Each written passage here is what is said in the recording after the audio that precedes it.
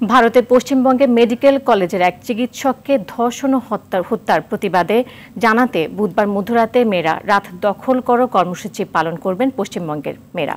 কলকাতা থেকে বিস্তারিত জানাচ্ছেন পরমাশিস ঘোষ রায়। আমি এই মুহূর্তে দাঁড়িয়ে রয়েছি পশ্চিমবঙ্গের উত্তর ২৪ পরগনা জেলা অর্থাৎ কলকাতা মহানগরীর উত্তর শহরতলির পানিহাটি পৌরাঞ্চলে। আমার পিছনেই দেখা যাচ্ছে শতাব্দী প্রাচীন পানিহাটি পৌর প্রতিষ্ঠান। সেই পৌর প্রতিষ্ঠানের সামনে এই পৌরাঞ্চলেরই মেয়ে সোদপুরের বাসিন্দা ডক্টর মৌমিতা দেবনাথ। নামটা বলতে আমরা বাধ্য হচ্ছি।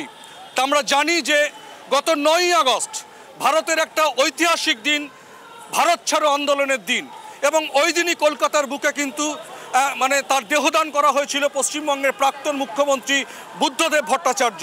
আমরা সেদিন সকালেই জানতে পেরেছিলাম কলকাতার আরজিকর হাসপাতালের এমার্জেন্সি বিভাগের একেবারে ৪ তলায় সেমিনার হলের একটি প্রাইভেট রুম এই অর্থে বলা হচ্ছে যে মহিলা চিকিৎসকরা রাতের ডিউটি শেষে অনেক সময় তারা গিয়ে একটু বিশ্রাম করেন, পোশাক পরিচ্ছদ চেঞ্জ করেন।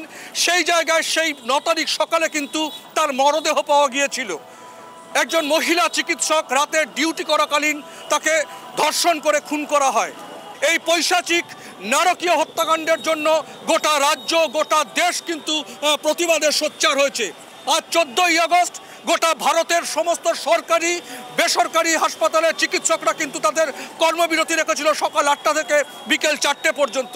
কিন্তু আজ ভারতের ১৫ই আগস্ট অর্থাৎ দেশের স্বাধীনতা দিবস মধ্যরাত্রে সূচিত হবে গোটা দেশব্যাপী।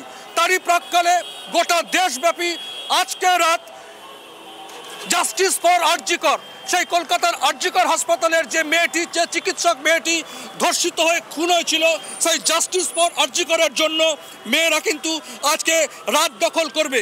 স্বাধীনতা রাত, এই মধ্যরাত নারীদের স্বাধীনতার জন্য কিন্তু গোটা রাজ্যের সমস্ত জেলায়, ব্লকে, সাব ডিভিশনে, শহরে, নগরে এবং গোটা ভারতবর্ষের বিভিন্ন জায়গায় কিন্তু ভারতবর্ষের স্বাধীনতার জন্য, স্বাধীন ভারতের স্বাধীন মেয়েদের নিরাপত্তার জন্য কিন্তু আজকে কোনো রাজনৈতিক রঙে নয়, দেশের সমস্ত মায়েরা, বোনেরা, ভাইরা সবাই কিন্তু পথে নামবে এই নারকীয় হত্যার জন্য, পৈশাচিক যে ঘটনা ঘটিয়েছে যে দোষীরা তাদের তদন্তের দাবিতে।